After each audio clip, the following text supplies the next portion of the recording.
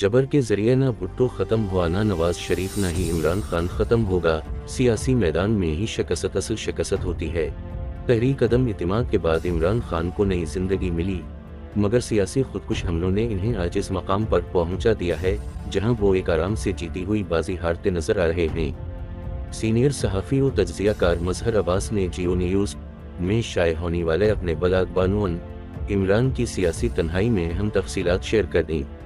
मजहर अब्बास ने लिखा कि साबिक वज़ीर आज़म इमरान खान सन 2002 में इलेक्शन में अपनी पार्टी पाकिस्तान तहरीक इंसाफ की नाकामी पर खासे मायूस थे।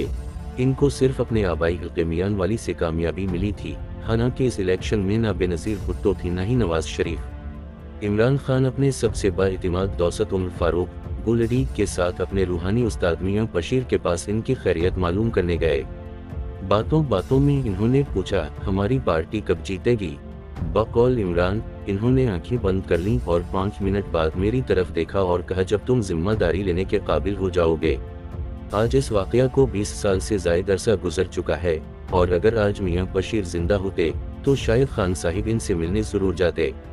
अब ये मैं नहीं कह सकता कि इनका जवाब वही होता या इससे मुख्तलिफ, मगर इतना ज़रूर कह सकता हूँ कि आज वो जिस मुश्किल सूरत हाल से गुजर रहे हैं, जहाँ इनके करीब तरीन साथी भी साथ छोड़कर इधर इधर देख रहे हैं, इनको एक नज़र अपनी सियासत और सियासी हिकमत अमली पर ज़रूर डालनी चाहिए।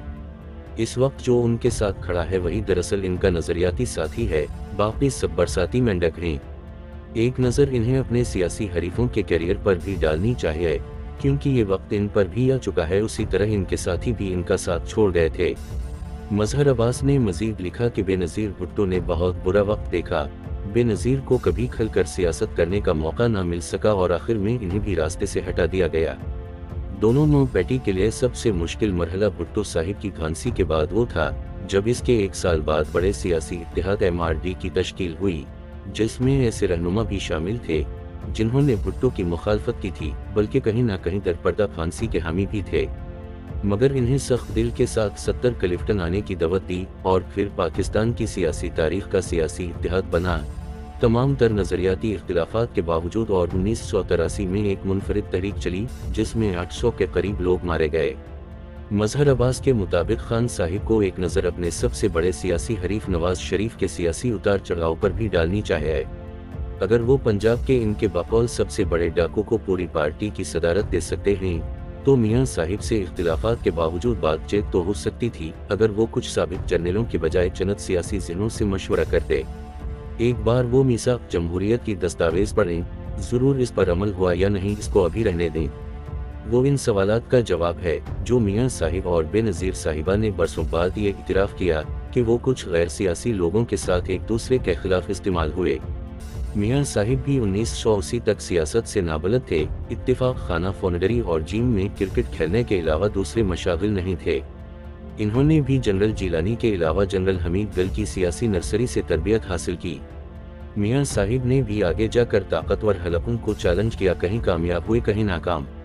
सबसे ज्यादा आर्मी चीफ इन्होंने ही लगाए और तकरीबन सबसे तनाज़ुर रहा, कहीं इनकी गलती थी तो कहीं ताकतवर हलकों ने जोर जबरदस्ती और मुदाखलत की। 2018 तक इमरान खान तमाम तर मुक़्तदर हलकों की 2011 हिमायत के अलावा पाकिस्तान के एक ऐसे तबका को सियासत में लाने में कामयाब हुए जो सियासत से दूर था, और वो थे पाकिस्तान के नौजवान और ख़ानदान। क्रिकेट के लिहाज से तो वो मियां साहिब के भी हीरो थे और बेनज़ीर के भी, मगर वो इन लोगों की उम्मीद बने जिन्हें आगे कोई ख़ास उम्मीद नज़र नहीं आ रही थी। सन 2008 तक लोग सिर्फ इमरान को एक हीरो के तौर पर देखने आते थे, मगर बेनज़ीर भुट्टो की शहादत के बाद वो मजबूत तीसरा ऑप्शन बनकर उभरे। अगर वो सन 2014 में पीपल्स पार्टी से मुज़ाकरात करते तो मियां साहिब की हुकूमत मुश्किल में आ जाती, मगर क्योंकि खान साहिब को ये यकीन दिलाया जा रहा था कि आप इक़्तिदार के करीब हैं, तो इन्होंने दोनों जमातों के खिलाफ सियासी मुहाज़ खिला रखा। 2016 में नवाज शरीफ को पानामा में सियासी तौर पर नाअहल करार दिया गया और सन 2017 में सजा हुई तो खान साहिब के लिए इक़्तिदार के दरवाजे खोल दिए गए और जनरल बाजवा डॉक्टराइन ने अमली शक्ल लेना शुरू कर दी।